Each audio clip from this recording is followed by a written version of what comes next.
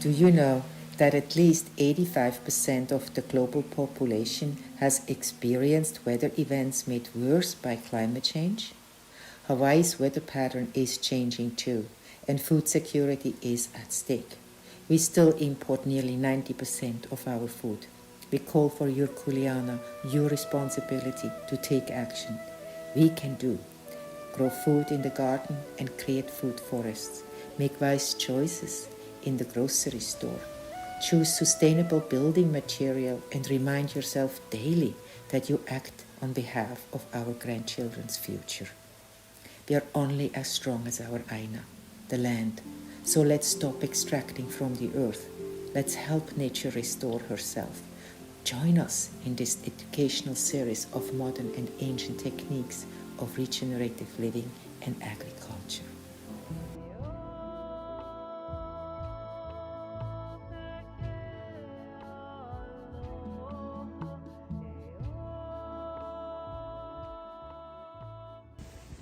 Aloha and welcome to our educational adventure with the feet in the ground, the hands in the soil, and our hearts open to the aina, to the land. Today we are exploring a sacred plant, the Kalo, very important to the Hawaiian. The Hawaiian chant, the Kumulipo, was the creation chant where they were formed in Hawaii. So it's not just food, a very important food, a staple food. It also was used for rituals and medicinal use.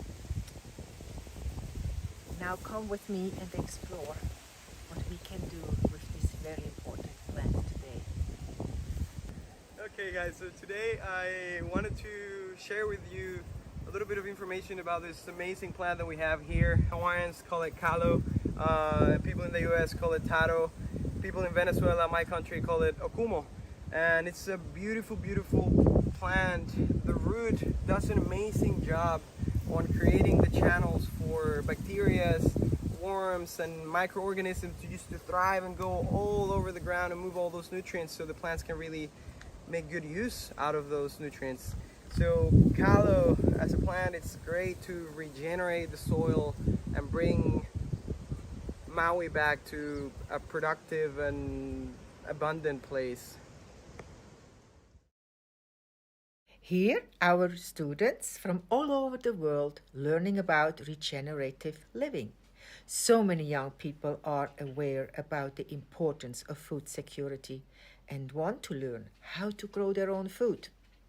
Let me introduce you to our agroforestry teacher, Adam Lotting, sharing his wisdom and TARO is knowledge. exponentially productive.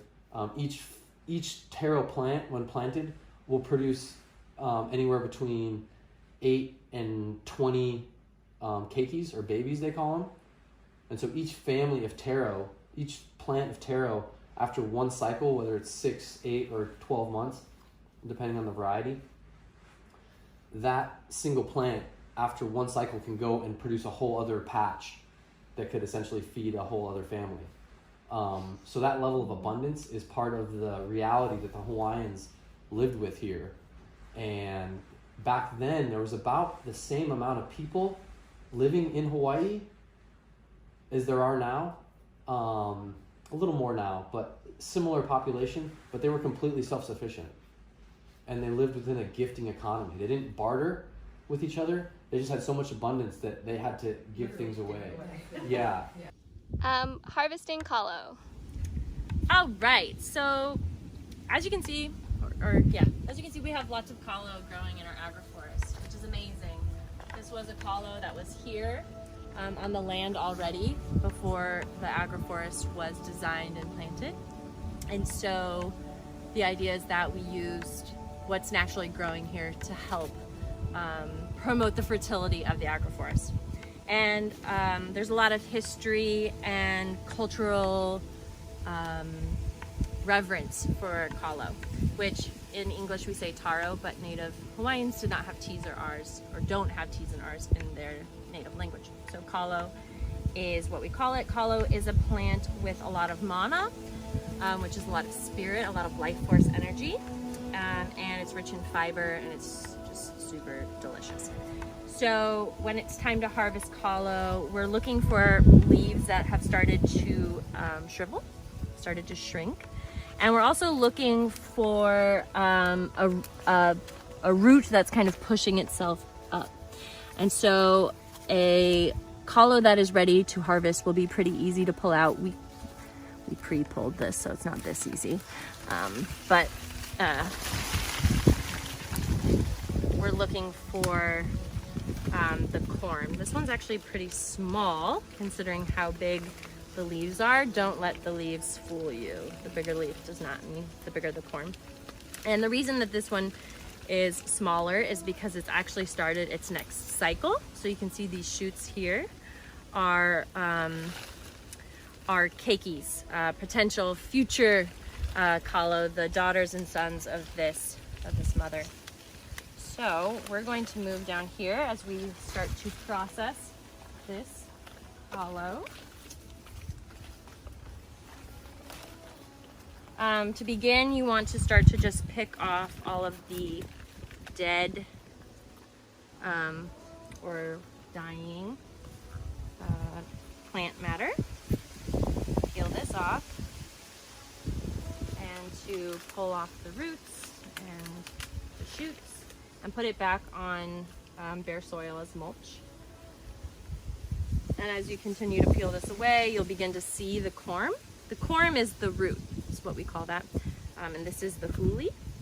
And what's cool is that you harvest the kalo for the corm and the leaves if you want to use the leaves for cooking. And then you replant the huli so that we continue to grow a next generation of kalo. And this is how Hawaiians have created food security and sustainability in their culture for generations. So generally, what you do to begin processing after you've kind of picked off all the dead matter, I would even do that one because the leaf is dying, is you would cut the leaves off first. So here on the stem you can see there's like a new leaf, a new stem here ready to grow. This is what we are paying attention to. So you can either cut right at the top of this on each one, or you can, if you're in a rush, I don't know why you would be, but say you are, just cut at the top here. And then use, oh no, sorry baby. Use the leaves again as mulch on bare soil that has been weeded. And then here, you'll notice that this corm, it's actually bigger than I originally gave it credit for. This is a good amount of food. You can see that there's these layers here. We want to cut right here, right at the bottom of the first layer. So ideally you'd use a machete. You do it on the ground and you cut here. And what you get is, ta-da, this beautiful corm. This is what you're going to boil for about 45 minutes in water to eat. And as you can see, all of the roots and the dirt and the roots have been peeled off. Honestly, very meticulously. This is like A+ level skinning. It doesn't have to be this good, but you know what I'm saying.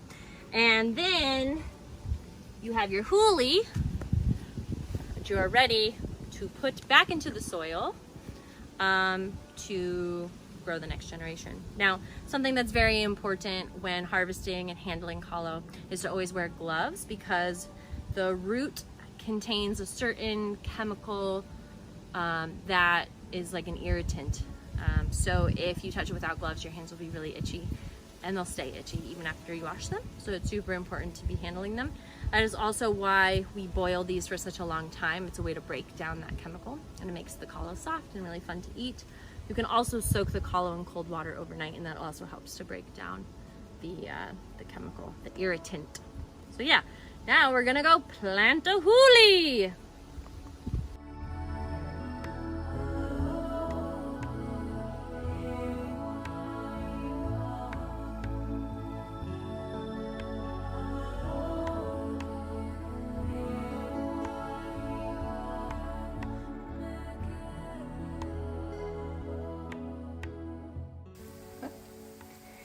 In the old times, kalo was the main staple food and eaten like a potato, or as poi, eaten with 2 fingers, and or little patties you can make for breakfast, and with eggs or anything you like to put on. It's a beautiful way to start your day, very nurturing. And of course, we have amazing possibilities, like simmering it in sweet coconut, tender little pieces of kalo coconut milk, or even a Hawaiian kitchery with beautiful spices from India. It's unbelievable, tasteful. So just explore and find out what you can do with this nurturing kalo.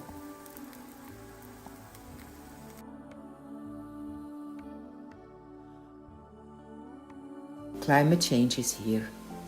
Now we must learn how to live with it. Do you want to be part of the solution? If our educational series of regenerative living and ancient wisdom inspired you, stay tuned for more. Education brings change.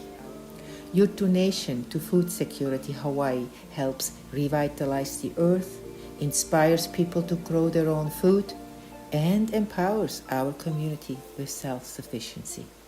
Mahalo.